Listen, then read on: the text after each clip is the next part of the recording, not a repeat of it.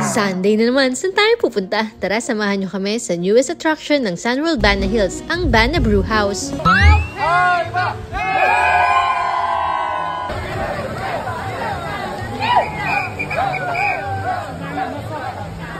Tara, simulan na natin lumakad papunta sa mga cable car stations.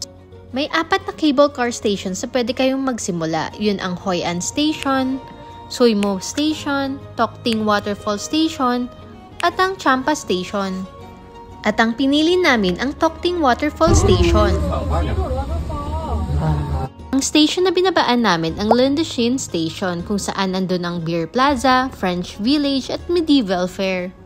Pagdating nga pala namin dito, nawala sa isip ko, akala ko nasa Europe na ako.